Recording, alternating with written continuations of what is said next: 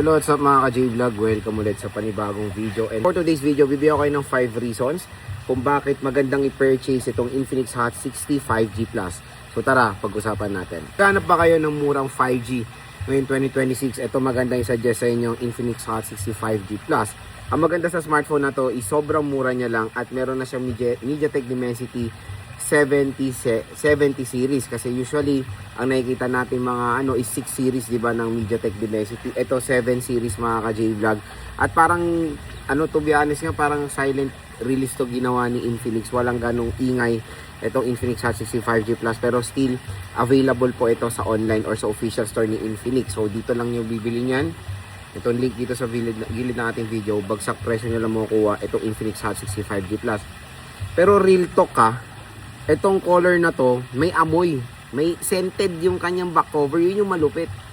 Oh, amoyin mo. Ang bango ng back cover niya. Scented. Ngayon ako nakakita ng cellphone na scented yung likod.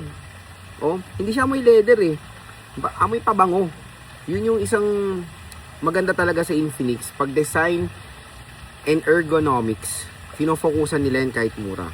Kaya, kumbaga dito sa Infinix Hot 60 5G Plus, kung interested nga kayo dito, pwede nyo makuha to ng around 7,000 pesos dito sa ating link.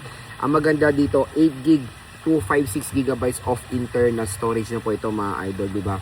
Isang malaking advantage yan ng Infinix Hot 60 5G Plus sa mga competitors niya out there dyan na meron lang 128, 4GB 128 usually nakikita natin 5G sa murang halaga at mas mataas pa processor nito. Kaya for me, ito isa sa pinakamabentang 5G na pwede nyo mabili ngayon 2026. I don't know bakit silent to, pero when it comes sa specs, napakaganda, tapos sobrang mura lang. Kaya dito na kayo bibili sa ating product link, mura nyo lang tumukuha kasi pag click yung link na yan, may magge-generate pa na additional special voucher para sa inyong mga idols. Diba? So, bukod dun sa sale price niya, pwede pa kayo makakuha ng up to 1,000 pesos. Baka nga 1,500 or sabihin na natin 1 to 2,000 pesos discount. Depende po sa account yan. So, syempre, maraming mga consumers, ito na ba Lods? Ito na ba yung maganda? Kaya bibigyan ko kayo ng 5 rason kung bakit ito na ang para sa inyo. First reason, sinabi ko na, design ergonomics. Diba? So, napakaganda ng design niya. Hindi nyo akalain sa murang halaga nakapag-provide ng ganitong design si Infinix sa kanilang smartphone, especially 5G. Yun nga, tulad ng sinabi ko sa inyo kanina, kahit ganito kalayo, naamoy ko yung back cover nito. I don't know kung talagang scented siya. Titignan natin yan sa ating full review. Pero scented talaga Ang bango Hindi siya amoy goma, hindi siya amoy leather. May pabango talaga sila nilagay dito sa likod ng Infinix Hot 60 5G Plus. Itong leather na to I don't know sa ibang color variation kasi kung leather. Ito kasi leather Ang bango niya. At when it comes sa pag dinigan nyo ng malapitan, may gold dust siya dito sa leather niya. Leather siya, hindi siya plastic feeling. Napaka-solid, very premium. Pero tingnan nyo, diba, lang siya, parang very simple, pero napaka-elegant tignan nitong smartphone na to. And syempre, meron siyang triple rear camera setup with flash. And sa kanyang weight, nagaan din naman kahit papaano. Pero hindi siya slim smartphone Sinasabi ko na sa inyo, usually yung mga iba ngayon medyo slim na. Ito, hindi po siya slim, pero magaan naman siya kahit papaano. Overall matte finish naman itong si Infinix Hot 60 5G Plus. Kaya sa mga consumers dyan na design ang hinahanap sa isang smartphone, ito na po maganda rin i-recommend sa inyo itong smartphone na to. So kung i-rate ko ang kanyang design sa kanyang price na very affordable 5G, perfect 10 ang design and aesthetic na itong smartphone na to for me. Yun nga, second reason why you should buy this smartphone, processor.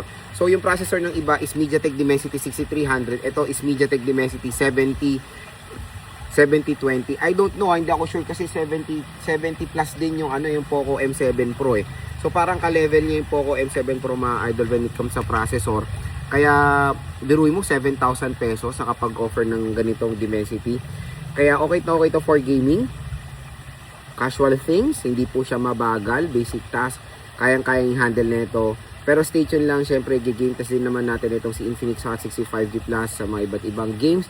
Kaya abang-abangan nyo na lang mga idol dahil kumbaga super excited na rin ako i-try ito. Pero when it comes sa GPU niya, I know iba magiging skeptical kasi IMG BXM siya compare sa Dimensity 6300 na Mali G57. Pero let's give it a chance Na-try ko naman yung M7 Pro na merong IMG BXM. It can handle games din naman mga idol. Paano pa kaya dito sa sa Infinix Hot 60 5G Plus? Third reason, syempre 5G connectivity. Usually sa mga ganitong presyo, marami pa ring dominant na 4G. Syempre ang advantage na itong Infinix Hot 5G Plus sa kanyang presyo is yung 5G connectivity. So yun, kumbaga sa mga consumers na naghahanap ng future-proof smartphone, ito na ang maganda rin i-recommend sa inyo. Pero kung ano pa rin naman, usually ang 5G naman dominant na yan dito sa Metro Manila. Pero when it comes sa provinces, like dito sa Zambales, nasa Zambales kami, and hometown din naman namin sa Zambales, usually ang dominant is 4G. Kaya yung iba, mas piniprefer pa rin ang 4G. Pero ito kasi, ganito kasi ang system. Merong mga 5G ngayon na mura, pero ang nakokompromiso yung specs. Ito kasi wala natang na-compromise sa specs dito eh. Napaka-solid, 7K, tas ang gaganda ng specs, tapos storage. To be honest, kayang-kaya niyong tumapat sa mga higher entry level na 4G devices. Kaya ito na rin ang magandang option. Kaya bakit isang rason diyan kung bakit to magandang bilhin, yung 5G connectivity niya. Fourth, mga ka-J-Vlog, yung RAM at ROM. Saludo ako sa Infinix dahil nakapagbigay sila ng reasonable RAM at ROM sa ganitong presyoan ng smartphone. Biruin mo 8GB of RAM and 256GB of internal storage. So, yan yung isa sa magiging advantage talaga ng smartphone na to sa competitors niya. Kasi 256 ngayon, yan ang minsan nire-recommenda ng mga ibang consumers natin or hinahanap nila. Usually sa mga consumers natin naglalaro. Kasi yung 128 pag nagiging test ako dati, kompleto yan. May WUWA, may Genshin. Ngayon, hindi ko na mapagsabay ang Genshin tsaka WUWA at yung mga ibang games dahil maliit ng 128. Kaya ito na ang magandang sa inyo, i-recommend din 256 at 5G na. Ulitin ko, yung mga ibang 5G na counterpart nito like the Samsung Galaxy A07 5G, 4GB 128 yun. A06 5G, 4GB 128. The Xiaomi Redmi 15 5G, 4GB 128. Ito, 8GB 256 na. Kaya napakalaking advantage yan sa mga competitors niya out there na 5G devices, mga ka-J-Vlog. Final reason is of course affordability. Syempre, dito sa Philippines, talagang main factor nila when buying is price. Ito na ang sagot nyo dyan, mga ka-J-Vlog. Yung presyo nito, napakamura lang. Ito yung ilalaban ko sa Infinix Hot 60 5G Plus, affordability sa 5G segment. Usually kasi ang mga 5G, di ba, is mahal, like mga mid-range, pero may nag-offer din naman ng mga 5G sa ganitong presyo. Pero iba is nakokompromiso yung specification. Meron din naman tayo nakitang compromise na mga specifications dito, pero very minimal lang siya compare sa mga ibang 5G. Yung iba kasi, syempre when buying, ang pinaka-importante is RAM at ROM. At yan ang tinutukan ng Infinix dito. Kaya saludo ko sa Infinix dahil tinutukan nila yung 8GB 256 dito. Although the resolution is HD plus 720p, not perfect fit for its price. Usually is Full HD plus 1080p. Pero, syempre okay naman yan mga J-Vlog. Dahil ano naman yan kumbaga, sa iba naman, mas pini-prefer pa rin ng 720p dahil mas matipid daw sa battery. Pero syempre, very welcoming pa rin yung mas meron matataas na resolution. Pero no worry, HD 720p is high definition pa rin naman yan. Ang importante, mataas ang RAM at ROM nito. At meron siyang dedicated dito na parang shortcut button sa iPhone na action button. Ito is one tap AI button nila to. Rin naman ang battery niya sa mga nagtatanong is 5,200 mAh na removable battery with 18 watt fast charging rate. So again, the 18 watt fast charging rate is yan yung isa sa pangit na specs nito for its price of course. Pero syempre, let's understand na 5G to. Kaya yung buti na lang 5,200 siya. Kung 5,200 plus 18 watts, mga 1 hour 30 minutes pwede nyo ma-full charge itong smartphone na to.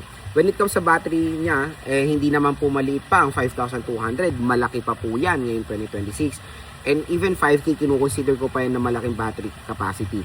I know iba is nalilitan na sa 5K, pero syempre yan na yung natin, minimum at least natin makukuha sa isang device na malaki rin naman yan kahit paano mga idol. At okay na okay pa yan sa battery performance. And stay tuned lang dahil sa ating review, share din naman natin yung overall gaming performance and battery consumption nitong Infinix Hot 60 5G Plus. Pero based on my experience while downloading dito na standby, matagal din naman siya malobat mga ka-J-Vlog. At nung naglaro rin naman ako dito, medyo maliit lang naman yung battery percentage na nabawas niya habang naglalaro ako. Pero syempre, sa battery consumption, nagdedepende pa rin yan sa consumers, kung paano sila gumamit.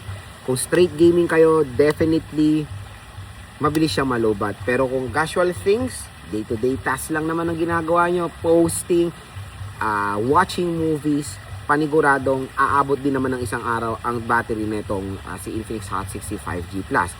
Camera performance, 50 megapixel siya with AI enhancement din naman mga idol. Kaya malinaw din naman kahit paano ang camera nito. Ito talaga napansin ko, ang bango talaga ng likod nito, legit. Kaya kung interested kayo dito sa Infinix Hot 60 5G Plus, I suggest ito kunin nyo itong color na to dahil hindi babaho tong smartphone na to kahit nasa outdoor kayo. Dahil sobrang bango niya. Kaya kung interested kayo dito, yung link yan nandito sa ating gilid ng video, i-click nyo na yun mga ka-J-Vlog dahil mura at bagsak presyo lang ang Infinix Hot 60 5G Plus at meron kayong special voucher na naghihintay pag click yung ating link sa video natin.